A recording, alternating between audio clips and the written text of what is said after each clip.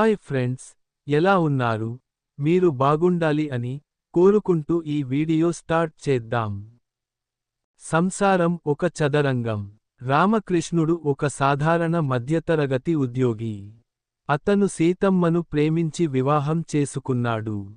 వీరి జీవితం ఆరంభంలో ఎంతో మధురంగా సాగింది. కాని కాలానికి అనుగుణంగా సమస్యలు ఉత్పన్నమయ్యాయి.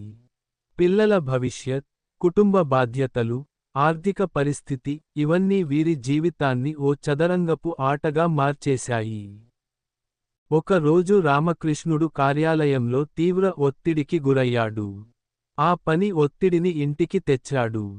ఆ రోజు అతని భార్య సీతమ్మ పిల్లల చదువు గురించి మాట్లాడుతుంటే అతనికి సహనము కరువైంది. వారిద్దరి మధ్య వాగ్వాదం జరిగి సీతమ్మ బాధతో మూగమవుతుంది. పిల్లలు ఈ గొడవను చూసి దిగులు చెందుతారు.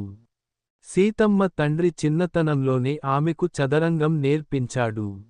ఒక రోజు ఆమె పిల్లలతో చదరంగం ఆడుతుండగా రామకృష్ణుడు పక్కనే కూర్చొని చూస్తున్నాడు.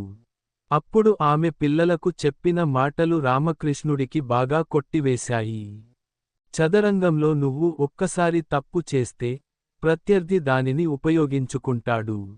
కాని ఒక మంచి వ్యూహం ఉంటే నువ్వు మళ్ళీ గెలుపు దిశగా వెళ్ళగలవు. అలాగే మన సంసారం కూడా ఒక చదరంగం లాంటిదే. తలుచుకోకుండా మాటలు అనుకుంటే మన కుటుంబ బంధాలు దెబ్బతింటాయి. కాని ఓర్పుతో, ప్రేమతో వ్యవహరిస్తే అన్ని సమస్యల నుంచి బయటపడగలం. ఈ మాటలు రామకృష్ణుడికి నిజమైన బుద్ధి తెచ్చాయి.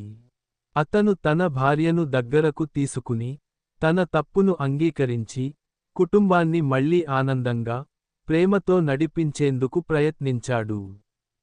సంసారం నిజంగానే ఒక చదరంగం. వ్యూహం, ఓర్పు, ప్రేమ ఇవన్నీ ఉంటేనే గెలవగలం.